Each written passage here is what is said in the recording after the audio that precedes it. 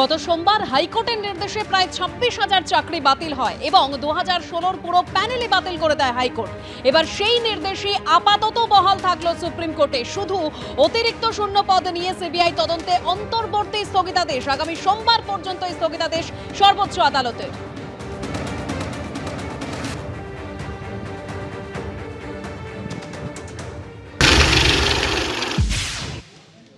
রাজ্য সরকার তাদের মতন করে তানারা কি বলছেন না বলছেন সেইটার উপর আমাদের পূর্ণ আস্থা নেই।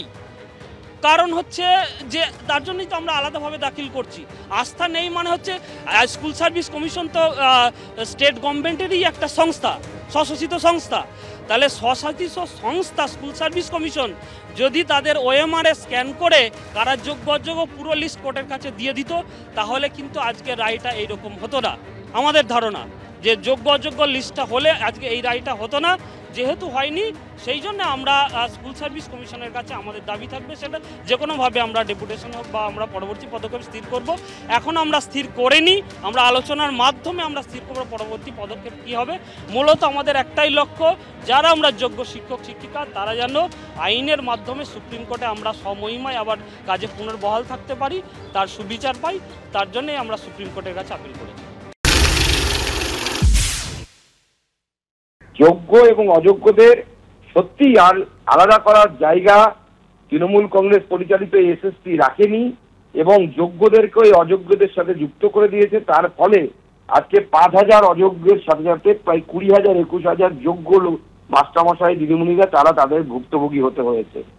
এই যে সুপার নিউমেরিক পোস্ট বা যাদেরকে বাত্যবাবু বিশেষভাবে যোগ্য মনে করেছেন, সেই ব্যতিক্রমী চাকরি যাদেরকে বলেছেন, এই ব্যবস্থাটা করা হয়েছিল শুধুমাত্র ক্যাবিনেটের সিদ্ধান্ত অনুসারে এসএসসির লোকদেরকে এবং তৃণমূল কংগ্রেসের নেতারা যারা চাকরি বিক্রি করেছে তাদেরকে বাঁচানোর জন্য। কিন্তু আমার বিশ্বাস, ভারতবর্ষের ন্যায়পালিকা, ভারতবর্ষের বিচার ব্যবস্থার প্রতি আমার পূর্ণ আস্থা আছে। সম্মানীয় সুপ্রিম কোর্ট সেই রাস্তা দেখাবে যাতে যারা যোগ্য তারা তাদের চাকরি ফিরে পায় এবং অযোগ্যরা তারা শাস্তি পায়, এবং তার সাথে যারা এই অযোগ্যদেরকে চাকরি বিক্রি করেছে হাটে বাজারে হাঁস মুরগির মতো, তাদেরও যেন ব্যবস্থা হয়। তারা সব থেকে বড় দোষী। 2016 পুরো প্যানেল বাতিলের নির্দেশে আপাতত বহাল। প্রায় 26,000 চাকরি বাতিলের নির্দেশ আপাতত সুপ্রিম কোর্টে বহাল থাকলো। শুধু অতিরিক্ত শূন্য পদ নিয়ে সিবিআই তদন্তে অন্তর্বর্তী স্থগিতাদেশ দিল সর্বোচ্চ আদালত। আগামী সোমবার পর্যন্ত অতিরিক্ত শূন্য পদ নিয়ে সিবিআই তদন্তে স্থগিতাদেশ দেওয়া হলো। প্যানেলে না থেকেও চাকরি করছে, এটা বিশাল দুর্নীতি বলল সুপ্রিম কোর্ট।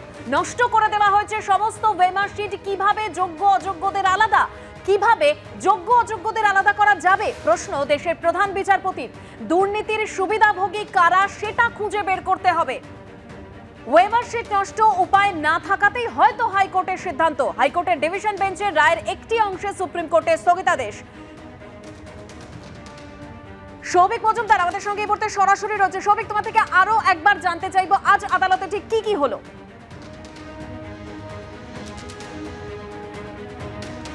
দেখো, প্রথমত আজকে সুপ্রিম কোর্টের তরফ থেকে কলকাতা হাইকোর্টের রায়ের একটি নির্দিষ্ট অংশের ওপর আগামী সোমবার পর্যন্ত অন্তর্বর্তী স্থগিতাদেশ দেওয়া হয়েছে।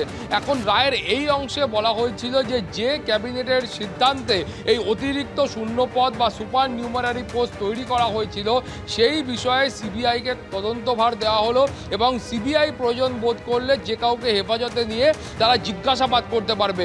রায়ের শুধুমাত্র এই অংশের ওপর আগামী সোমবার পর্যন্ত অন্তর্বর্তী স্থগিতাদেশ দেওয়া হয়েছে এবং ক্যাবিনেটের সঙ্গে যারা যুক্ত সেই ব্যক্তিদের কারুর বিরুদ্ধে কোনো রকম কড়া পদক্ষেপ সিবিআই করতে পারবে না, এই মর্মেই এই অন্তর্বর্তী স্থগিতাদেশ নেওয়া হয়েছে।